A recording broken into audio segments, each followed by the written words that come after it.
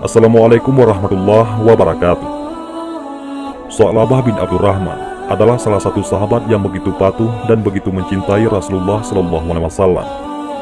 Ia adalah seorang pemuda dari kaum Ansar. Dia sangat setia melayani Rasulullah SAW.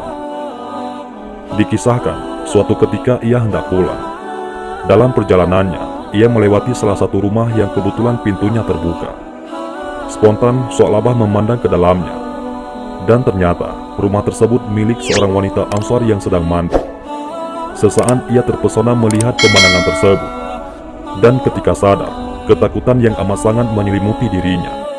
Takut dan malu jika Rasulullah SAW mengetahui perbuatannya. Apalagi bila turun wahyu yang menjelaskan perbuatan maksiatnya. Karena itu, ia lari dari kota Madinah dan bersembunyi di pegunungan antara Madinah dan Makkah. Rasulullah SAW yang merasa kehilangan sahabat dan pelayannya tersebut. Beliau terus mencari-carinya dan menanyakan kepada para sahabat lainnya, tetapi tidak ada yang mengetahuinya.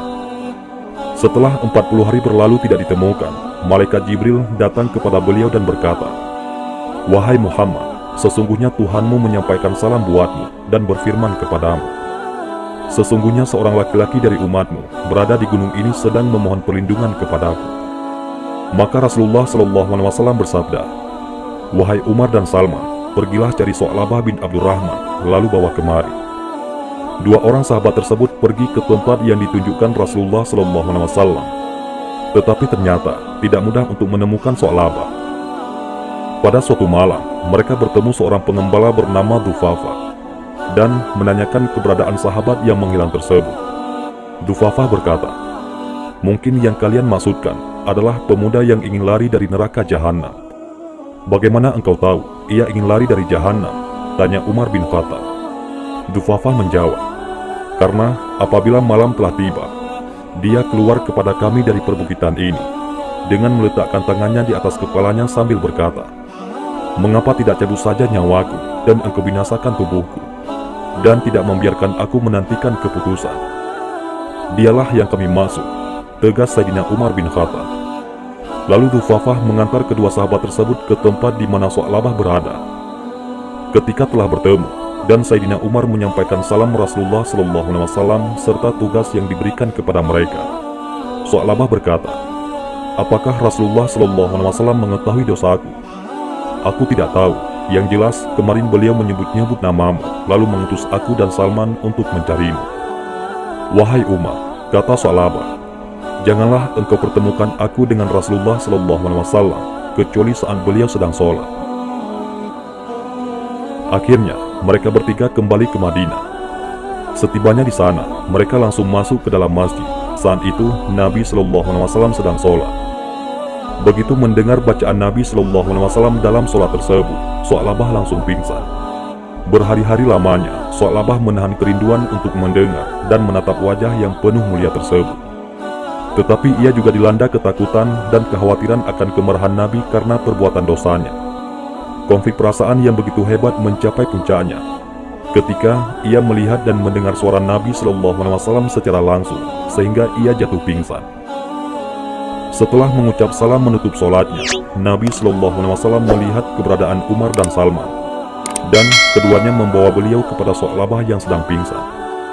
Nabi SAW meletakkan kepalanya di pangkuan beliau dan berusaha menyadarkannya. Begitu ia sadar, beliau bersabda, "Apa yang membuatmu lari dariku, wahai Su'labah?" "Dosaku ya Rasulullah," kata Su'labah. Beliau bersabda, "Ucapkanlah, Allahumma Rabbana atina fid dunya hasanah wa fil akhirati hasanah wa qina adzabannar." "Ya Rasulullah, dosaku lebih besar daripada itu," kata Su'labah radhiyallahu anhu. "Tetapi kalamullah pastilah lebih besar," kata Rasulullah SAW meyakinkannya. Melihat keadaannya itu, Nabi SAW menyuruh pulang ke rumahnya. Tetapi sampai di rumahnya, ia jatuh sakit. Setelah 3 hari menderita sakit dan tidak bangkit dari tempat tidurnya, Salman melaporkan keadaan Su'labah kepada Rasulullah SAW. Beliau mengajaknya mengunjungi rumahnya, dan setibanya di sana, beliau meletakkan kepala Su'labah di pangkuan beliau. Tetapi Su'labah menarik kepalanya.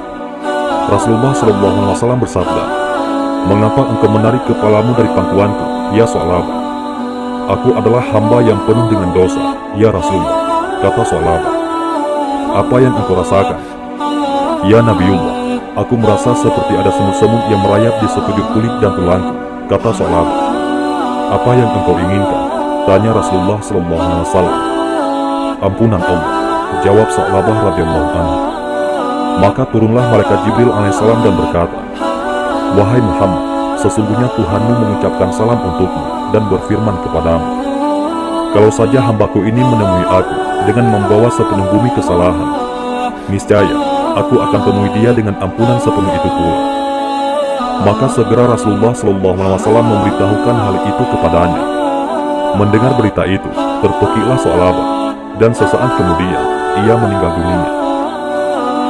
Lalu Rasulullah SAW memerintahkan agar Sa'labah segera dimandikan dan dikafani. Ketika telah selesai menyalatkan, Rasulullah SAW membawa jenazah Sa'labah sambil berjalan berjingkat-jingkat. Setelah selesai pemakamannya, para sahabat berkata, wahai Rasulullah, kami lihat engkau berjalan sambil berjingkat-jingkat.